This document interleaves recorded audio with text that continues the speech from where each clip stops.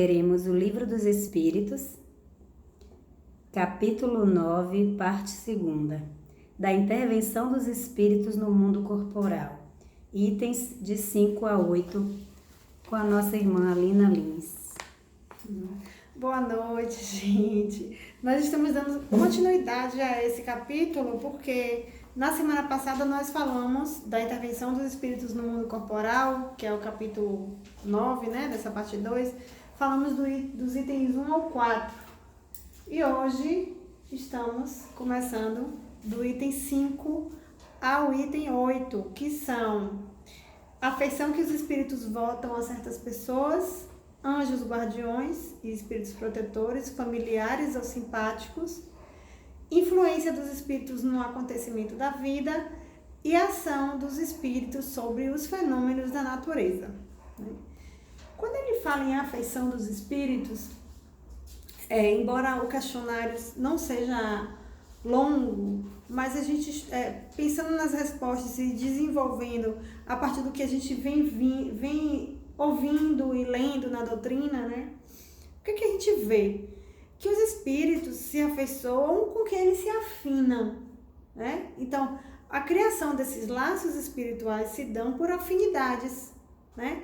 E o que é essa afinidade? Afinidade de pendores, de sentimentos, da qualidade do pensamento e da ação. Então, os espíritos bons se afinam com espíritos bons. Espíritos ainda não tão bons se afinam com espíritos mais inferiores. Então, embora a gente conheça os laços de parentesco carnal, né, a gente pense nesse laço imediato, a gente pensa, olha, quem foi minha mãe, quem foi minha avó, quem foi minha bisavó, vai se dedicar a mim, né? Mas normalmente o que se dá é uma afinidade por conta dos mesmos gostos, dos mesmos pendores. Às vezes a gente vê isso numa mesma família, a gente tem mais afinidade com determinadas pessoas do que com outras pessoas, né? Até entre irmãos, né? Então, a gente vai ter a característica que nos define não só por uma questão de parentesco corporal, né? É claro que alguns espíritos ainda estão afeiçoados às paixões mais mundanas e carregam durante algumas encarnações esse tipo de paixão, mas em geral o que a gente tem é uma afeição direcionada à afinidade espiritual, tá? E ele fala que o espírito protetor normalmente se sente feliz, ele fala se sentem ditosos, né? Que são termos mais antigos, às vezes as pessoas têm mais dificuldade. Ele se regozija, ele se sente feliz, satisfeito, quando vê que a gente está seguindo um direcionamento no bem, né? Eles ficam felizes com nossas alegrias, mas as nossas alegrias que são alegrias direcionadas para o caminho do bem, né? E se afligem com nossos males. Então, eles ficam felizes com nossa alegria, se afligem com nossos males. Quando a gente pensa em alegrias e males, é claro que, por exemplo, se você está passando por uma dificuldade financeira, se você está passando por um abandono afetivo, por uma doença do corpo, uma limitação, eles se preocupam, eles vão se compadecer de nós, que estamos nos sentindo sofredores, mas eles sabem que essas questões mais mundanas passam e muitas vezes são necessárias para a nossa evolução. Então, embora eles se compadeçam, embora eles tentem nos ajudar, eles não vão ficar no mesmo, vamos dizer assim, com o mesmo nível de tristeza que nós por determinados acontecimentos. Então, às vezes, um adoecimento acontece para que você passe por essa prova e depure, né? O espírito que está lá te acompanhando tem consciência disso, mas nós não temos. Então, para nós é um sofrimento muito maior. Para eles vão nos consolando, né? Então, ele fala que o que mais afligem os espíritos do bem que estão do nosso lado é o nosso egoísmo e a dureza dos nossos corações, porque eles sabem as consequências disso, que são a mais longo prazo do que essas questões puramente materiais, tá?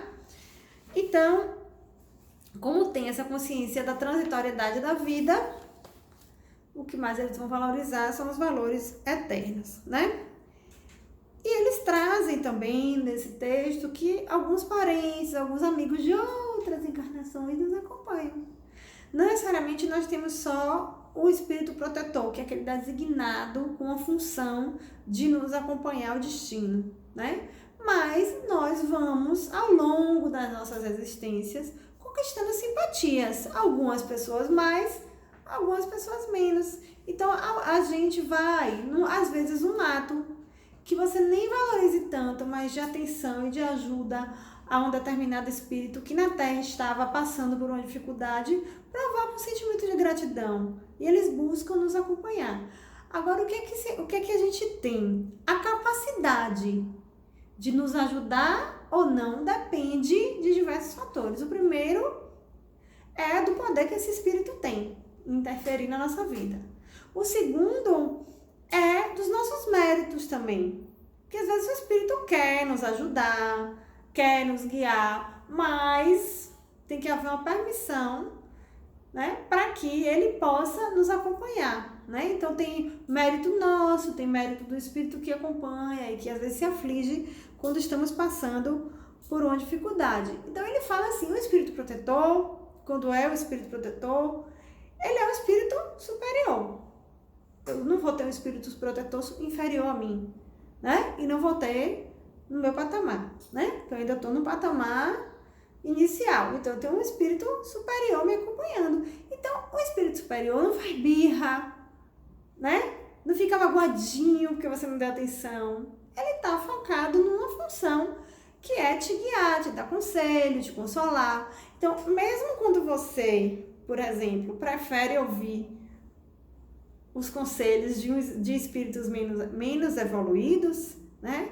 Ele pode até se afastar um pouquinho, te dar um espaço para a sua escolha, mas ele não fala, não cuido mais de você. Não é assim, né? Ele aguarda que você tenha uma abertura para que ele possa interferir. Então, no livro dos Espíritos, a gente tem assim, a missão qual é deles, né? Aí eles destacam 4 itens. Nos guiar pela senda do bem. Então, eles sempre estão nos inspirando a fazer o bem. A gente já tem nossa consciência que nos guia para o bem.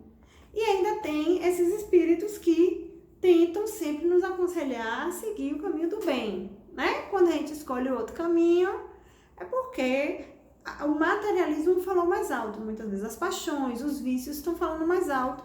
E aí a gente segue. Não é porque o espírito inferior é mais poderoso do que aquele superior. Isso não existe. É quem a gente alimenta mais, que vai dar mais influência em nós. Então, além de nos guiar pela senda do bem, eles nos auxiliam com seus conselhos, que é através desses conselhos que eles vão nos guiando pela essa senda do bem. Nos consolam nas aflições. Às vezes, nós precisamos passar por aquelas aflições, né? Nós espíritas sabemos que se tornar espírita não vai fazer com que deixemos de passar pelas aflições da vida. O espiritismo, ele é o consolador prometido. Ele nos permite compreender a necessidade da gente passar e que a gente passe com um pouco mais de serenidade, né? E ele nos encoraja nas provas, para que a gente consiga cumprir essas provas da vida. Lá na frente, eles perguntam assim, até que nível de interferência os espíritos podem trazer em nossa vida. Eles dão um exemplo assim, por exemplo, se a pessoa tem que cair de uma escada, morrer porque caiu de escada com 40 anos, o espírito vai quebrar a escada? Não, espírito nenhum vai quebrar a escada. Ele pode te induzir a subir numa escada que está quebrada, né? Ou eles falam numa situação em que ocorre conflito e tem tiro. Se não é para você ir naquele momento, os espíritos te inspiram para evitar o tiro ou se desviar do tiro, mas o espírito não desvia a bala, eles não vão de encontro à lei da natureza. As leis da natureza são respeitadas, eles preveem os acontecimentos e nos guiam para encontros fortuitos, que a gente acha que é coincidência, né? Encontrar com determinadas pessoas, ser guiados a seguir determinadas profissões, tá? E aí ele pergunta assim, e o espírito começa a acompanhar a gente quando? É quando a gente nasce? Né? Ele acompanha quando a gente nasce, ele acompanha durante a vida, ele acompanha após a vida, na erraticidade. E às vezes ele acompanha por várias vidas. Nas obras de André Luiz, nós vemos em alguns casos que os espíritos ajudam, inclusive, a planejar, esses espíritos protetores nos ajudam a planejar a nossa encarnação. Então, eles ficam felizes quando é bem sucedido os planos, que a gente consegue seguir aquele caminho traçado. Então, é como se a gente precisasse, né, de um tutor para nos guiar nessas escolhas, nos aconselhar. Às vezes a gente vê até eles falando assim, olha, não escolha essa prova, porque você ainda não está preparado para isso, vamos lá. Então, eles vão nos guiando nesse caminho, mas a escolha é sempre nossa, né? Às vezes, um espírito que estava ali, sendo seu protetor por alguns séculos, precisa ir cumprir uma determinada missão, em que ele não vai mais poder se ocupar como protetor. Normalmente isso já é previsto e já tem um substituto, né, disponível para conseguir nos acompanhar e o protetor poder cumprir, né, essas missões. Inclusive, ele pergunta em um momento se o espírito reencarna, se ele consegue continuar protetor de algum outro espírito. Ele fala que não é possível, né? Reencarnou, é mais difícil você acompanhar esse protegido, mas ele já pede que alguém assuma esse papel de proteção, né? E aí é o que acontece. Se a gente escolhe as más influências, eles se afastam, mas ficam de prontidão. Nós devemos lembrar, porque quando a gente fala no espírito protetor ou anjo guardião, vem aquela imagem de um anjo de asas sempre voando aqui atrás da gente, pronto para agir, né? Como se fosse necessária uma proximidade física, como se o espírito tivesse que estar do nosso lado. E a gente sabe que não é assim que acontece. O espírito, ele tem outras ocupações, mas ele está sempre conectado a nós. Quanto mais superior o espírito, maior a capacidade que ele tem de ligação pelo pensamento. O pensamento se propaga pelo fluido universal. Assim como eu falando, a minha voz se propaga aqui no ar, no fluido universal, o pensamento se propaga. Então, ele está conectado. Então, o sinalzinho de alerta soou, ele já vai providenciando o que é necessário para atuar, tá? Então, ele não fica ali do lado vendo tudo que a gente está fazendo, porque ele não precisa, porque ele está conectado a nós pelo pensamento, tá? Então, se ele precisou se afastar, deixar você seguir o seu caminho, porque você escolheu aquele caminho, e ele acha que você precisa passar por aquela prova, ele fica de prontidão. Quando você estiver aberto novamente a seguir no caminho da retidão, basta chamar que ele aparece, né? Eu já tive uma experiência com o espírito da casa, né? Que eu me afastei um tempo, estava meio revoltadinha nas provas da vida. E aí, uma vez, conversando com algumas amigas, falei, eu era médium. Falei assim, eu era, né? Dizia que não era mais. Eu era médium, antes ia para centro espírita. Mas via espírito, mas aí me abandonaram. Falei assim, quando eu falei assim, o espírito daqui da casa apareceu para mim e olhou para mim, não precisou nem falar. Eu acho que foi pelo pensamento que ele falou. Fui eu que te abandonei ou foi você? Né? Então, às vezes, eles estão ali de prontidão, só esperando. E, às vezes, o evocar não é falar, tá, espírito, venha. De pensar nele, de falar nele, a gente está evocando. A menina, mas na hora que ele falou, que ele apareceu, as meninas se emocionaram e eu me emocionei. Porque elas não viram, mas elas sentiram alguma vibração, né? Então, a espiritualidade sempre nos mostra, se a gente estiver disposto a enxergar, que eles estão de prontidão. Às vezes eles veem que a gente precisa desse aviso e mandam algum avisazinho, tô de olho em você, você não tá sozinho, essa fase é difícil, mas vai passar, né? Eles dão sempre um jeito de a gente se sentir protegido, né? Então, olha que grandiosidade, olha o que Deus nos concedeu, um protetor, alguém que se preocupa conosco e que tem as respostas que nós precisamos. E aí, no Livro dos Espíritos, eles sempre aconselham que a gente chame por eles, que a gente converse com eles, né? Eles falam assim, não receeis fatigar-nos com as vossas perguntas, né? Então, eles falam o quê? Que nunca se cansam da gente, das nossas dúvidas, das nossas perguntas, do nosso acesso a eles. Ao contrário, procurar estar sempre em relação conosco. Sereis, assim, mais fortes e mais felizes. São essas comunicações de cada um com seu espírito familiar que fazem sejam médiuns todos os homens. Por quê? O que é a mediunidade? Essa capacidade de se comunicar com os espíritos. Então, quando a gente está se comunicando com o nosso espírito protetor também, nós acabamos nos convertemos em médium, né? E aí ele fala dessa questão de nunca nos abandonar. Tem um texto de Santo Agostinho que fala assim, que eles estão nos cárceres, estão nos hospitais, nos lugares de devassidão e na solidão.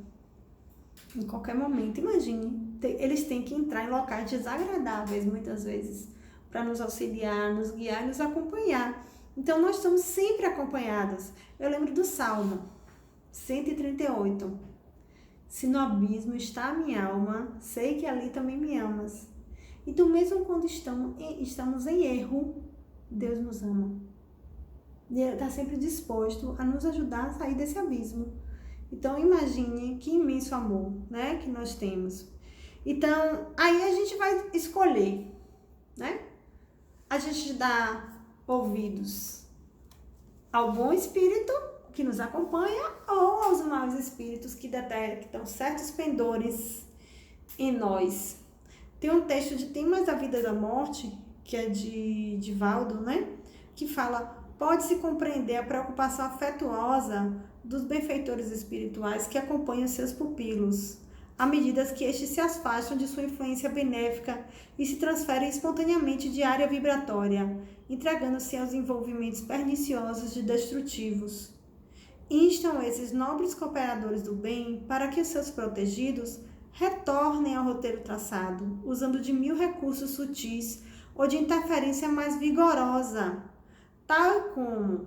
Então, o sutil é dar uma sugestão no ouvido, né? Mas olha as influências mais vigorosas, as interferências mais vigorosas, para a gente não cair mais no abismo. Enfermidades inesperadas, acidentes imprevistos, dificuldades econômicas, carência afetiva de modo a despertar do anestésico da ilusão, os que se novelaram nos fins da leviandade ou se intoxicaram pelo bafio do orgulho, do egoísmo e da cólera. Então, muitas vezes, olha aí, a gente cai na dificuldade financeira para trabalhar essa questão do egoísmo, né? E do orgulho, né? Da vaidade, porque você se destaca, né? Então, esse tema da vida e da morte é o livro de Divaldo Franco com Manuel Filomeno de Miranda. Tem muitas coisas interessantes nele, né?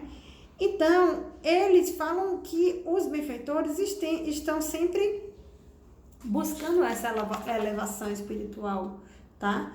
E aproveitam do nosso momento de emancipação da alma durante o sono para nos orientar melhor. É como se a gente ficasse um pouco mais solto durante o dia, fazendo, e durante a noite nós somos chamados a refletir lá do outro lado, né? E a participar de orientações. Então ele fala assim, amigos espirituais que estão sempre vigilantes, isso é de A Força da Bondade, de André Luiz Ruiz.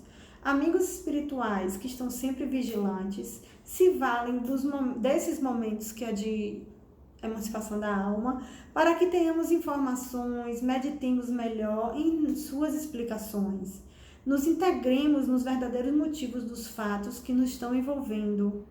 Motivos estes que invariavelmente estão enraizados em nossas vidas passadas e que justificam plenamente a ocorrência de tais eventos, pedindo de nós outra atitude, outra força, outro tipo de luta ou reação. Então, às vezes a gente está mal, está triste, está numa situação difícil, aí antes de dormir, ora, aí a situação não mudou, mas você acorda melhor, parece que tem uma nova força, uma nova compreensão.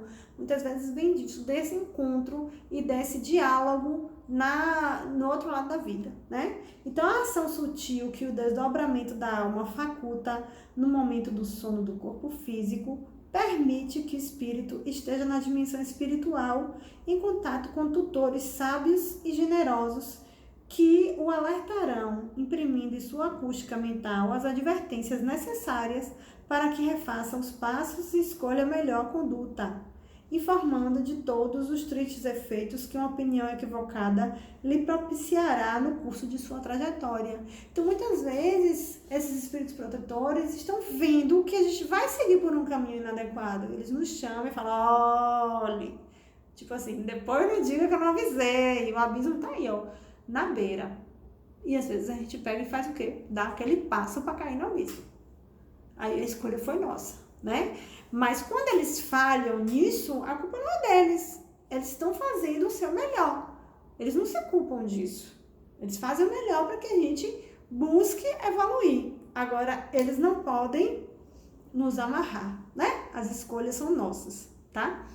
Então, ele pergunta também se vai chegar algum momento que nós não precisaremos mais de anjo, guardião, de espírito protetor.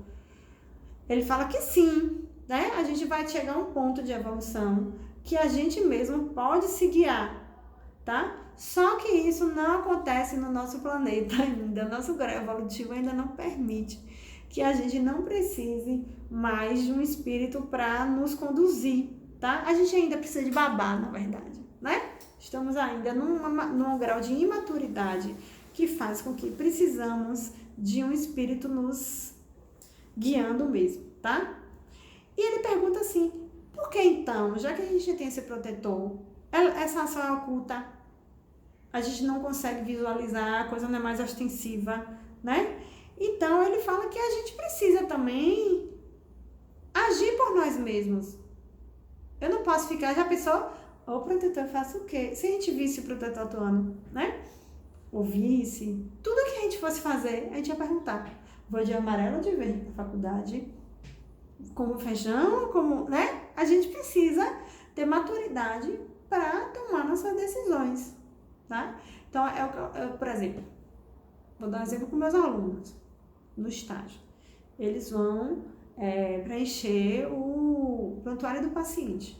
As primeiras vezes eles botam numa folha de rascunho, eu corrijo, para depois eles colocarem no documento oficial. Mas chega um ponto que se eu não botar eles para fazerem direto no documento oficial, eles nunca vão ter a segurança de fazer isso que a gente chama de evolução de uma forma direta. Então, Deus sabe que nós precisamos de limite, né?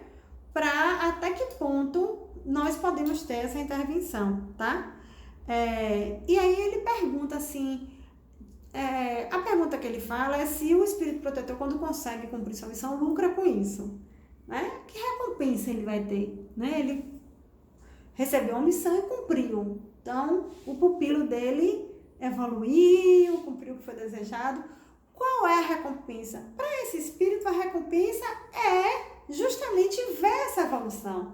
Ele tem o prazer de ter feito um trabalho bem feito, né? Não é assim, se você conseguir isso aí, você vai morar em tal colônia espiritual, né? Vai ter a recompensa. Não é assim. A lógica que existe para quem tem esses valores mais depurados é diferente da nossa. A gente na Terra está acostumado a trabalhar em troca de recompensas materiais, né? E o espírito que faz o bem, ele gosta de ver sua missão sendo cumprida, né? E aí ele pergunta por que a gente não sabe o nome do nosso protetor, né? Que ele queria saber o nome do protetor para poder evocar. Aí o nome nem sempre é um nome conhecido. A gente não identifica esse protetor. E muitas vezes a gente chama por um nome que não é o nome verdadeiro e ele atende. Porque ele sabe que é ele que está sendo chamado. Então, várias pessoas que acham que seu espírito protetor é Santa Terezinha, santo não sei o quê, o espírito já sabe que é ele que está sendo chamado naquele momento, né? Então, ele atende do mesmo jeito. Ele não se importa, ele não tem ciúme, né? Espírito evoluído não tem ciúme, né? Então, ele fala que é difícil que realmente essas grandes personalidades sejam esses espíritos protetores. Mas já que a gente se satisfaz com isso, eles não se importam, tá? Aí ele pergunta se, quando a gente desencarnar, a gente vai reconhecer o nosso espírito. Claro que a gente vai conhecer. E muitas vezes a gente já conhecia antes de encarnar, tá? Então lá a gente é um reencontro, tá? Quanto mais cedo nós recuperarmos a memória, mais cedo a gente reconhece ele, né? Então o que ele fala? Porque ele pergunta assim, você disse que o espírito que é espírito protetor é um espírito superior. Mas para um espírito muito mais primitivo, precisa ser um muito superior? Aí ele fala que não, né? que não, a gente não precisa de um ser de muita luz para educar. Que eu não vou botar, ele fala assim, é como se fosse assim, eu não vou botar um professor para ensinar filosofia numa escola de primeiro grau. Para educação infantil, ensinar filosofia, Sócrates, Platão, não é? A gente pode ter alguns princípios, mas a gente não vai ter aquela densidade de conteúdo numa escola de educação infantil. Então, a gente vai ter o espírito protetor, né? Esses espíritos que a gente fala que são iluminados, não necessariamente são espíritos puros. Eles são espíritos que são mais evoluídos, que têm luz, né? Que a luz brota deles pelas suas realizações, mas eles ainda têm as suas mazelas a trabalhar também. Não é à toa que eles estão aqui trabalhando, tá? E aí ele pergunta assim, quando o pai que vela pelo filho, isso aqui eu já tinha falado, reencarna, ele continua a velar por ele, é o que eu falei. Ele pede a algum espírito amigo, algum espírito familiar que assuma essa missão, né?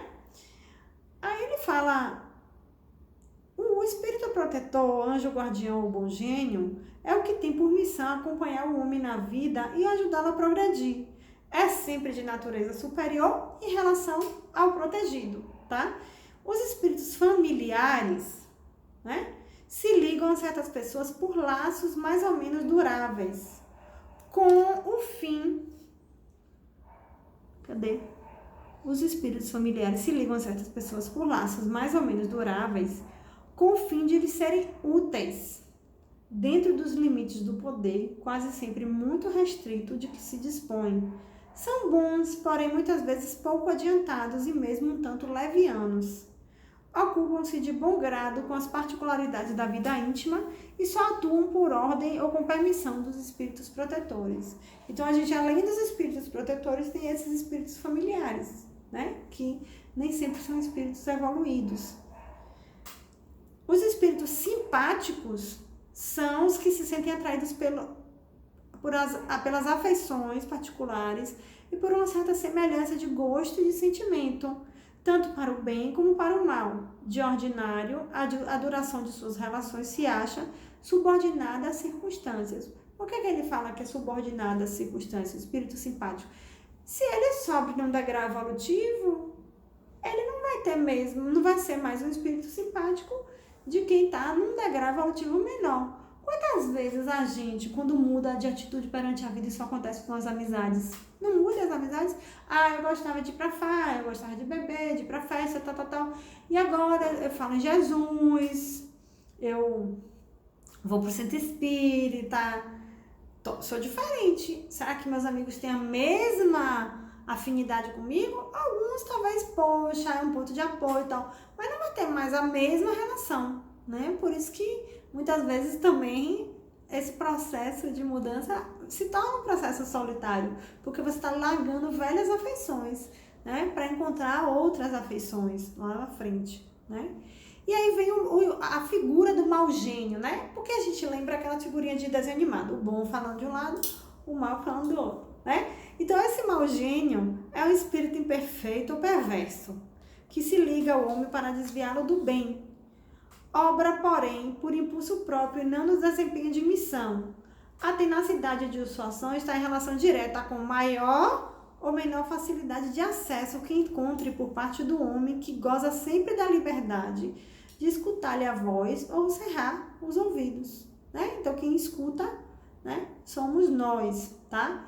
Então, quem vai nos guiar para a perdição são os mais maus espíritos. Quem nos guia para o bem são os bons espíritos ou os espíritos que nos desejam bem, né? Uma questão interessante que ele traz também é as aglomerações. Nós temos os espíritos que são responsáveis, a gente ouve muito falar no Brasil, de Ismael, né? Mas a gente tem espíritos que são responsáveis por essas aglomerações, por esses grupos sociais, né? Sociedade, nação, né? Eles têm um espírito, um agregado de espíritos, na verdade, que trabalham com esse objetivo comum. Quanto mais evoluída se mostra uma nação, espiritualmente falando, né? Mais pessoas encarnadas que buscam gentileza, amor, fraternidade. Então, o grupo de desencarnados que estão circulando por essa nação também vão refletir essa qualidade vibracional. Então, os países em que as pessoas estão mais preocupadas com o ser humano em si, né, têm um nível vibracional melhor do que onde se prepondera o egoísmo e os valores materiais. Tá? Então, as coletividades também têm grau de adiantamento e os espíritos que as acompanham também acompanham esse grau de adiantamento. Tá? E aí ele fala de alguns espíritos que auxiliam o progresso das artes, né? Que antigamente se dava o nome de musas, né? Divindades especiais, que na realidade, em todos os setores da nossa vida, em que há uma evolução para o melhor e para o bem, nós temos esse acompanhamento para promover essa evolução, tá? Então ele fala assim, nos povos determinam a atração dos espíritos, os costumes, os hábitos, o caráter dominante e as leis. As leis sobretudo, porque o caráter de uma nação se reflete nas suas leis. Fazendo reinar em seu seio a justiça, os homens combatem a influência dos maus espíritos. Onde quer que as leis consagrem coisas injustas, contrárias à humanidade, os espíritos bons ficam em minoria e a multidão que aflui dos maus mantém a nação aferrada às suas ideias e paralisa as boas influências parciais, que ficam perdidas no conjunto como insuladas espigas entre espinheiros. Estudando-se os costumes dos povos ou de qualquer reunião de homens, facilmente se forma ideia da população oculta que se lhes miscui nos pensamentos e nos atos, tá? Então, a gente vai ter o quê? Espíritos responsáveis pelas coletividades e também por determinadas esferas de produção dentro da humanidade. A gente fala aqui da arte, mas a gente também tem os espíritos que a gente vai ver que atuam nos fenômenos da natureza. Até o surgimento de uma ilha, esses seres microscópicos que estão participando dessa formação do coral, do Recife, para se transformar em ilha, também estão contribuindo na obra da criação pelo equilíbrio na natureza. E os fenômenos naturais, seja catástrofes ou sejam fenômenos menos agressivos, têm principalmente por objetivo gerar um equilíbrio na natureza do planeta, tá? Então, tem espíritos, multidões de espíritos que atuam, né? Tem os que gerem esses processos, que estão gerindo esses processos, que são espíritos mais superiores, e os espíritos que executam esse processo mais inferiores e que muitas vezes não se dão conta que estão sendo instrumentos da divindade, né? E outra coisa que eles trazem é acerca dos pressentimentos, tá? Então, o pressentimento é normalmente um aviso do protetor ou a gente tem na memória guardada algo que a gente já sabia que ia acontecer. Antes de encarnar, a gente não faz um planejamento. Então, muitas vezes, quando está próximo a ocorrer algo, ou essa memória aflora, ou nós somos avisados, né? Então, quando a gente está incerto, sem saber exatamente o que fazer com essa informação, o ideal é a gente orar, invocar o Espírito Protetor, orar a Deus, né? Para que ele mande um dos mensageiros e você consiga esclarecer adequadamente, né? E aí ele fala assim, esse conselho dos espíritos vai interferir só no nosso procedimento moral, na nossa evolução, ou também nos nossos assuntos de vida particular? Aí ele fala nos dois. A gente às vezes pensa que ajudar na vida particular é me fazer encontrar uma fortuna, por exemplo. Às vezes quem nos faz encontrar a fortuna é o espírito inferior. Porque aí ele sabe que a gente vai cair. Às vezes é o quê? Você tá lá com boa conduta, se envolve numa questão política, e aí se você favorecer fulano, você ganha 1 milhão. Isso é uma tentação. É uma oportunidade de ganhar um dinheiro, mas é uma tentação, porque isso vai crescendo. Você faz, às vezes, uma coisa que é pequena e que não interfere tanto em tantas vidas e que não prejudica tantas vidas, mas vai crescendo e vai reverberando, né? Então, muitas vezes, quem te induz, né, dentro dessa vida cotidiana a ganhar mais é o inferior. O superior pode fazer também? Pode, quando vê que você tem mérito, está passando por alguma dificuldade e ele te faz encontrar com fulano que lembra de você e te consegue um emprego, por exemplo, né? Então a gente sabe que os conselhos são dados, mas que a gente segue no caminho da vida, escolhendo qual é o bom e o mau caminho, né? E aí a gente vai ter que arcar com as consequências dele. Então eles fazem assim, os espíritos protetores nos ajudam com seus conselhos, mediante a voz da consciência, que fazem ressoar em nosso íntimo.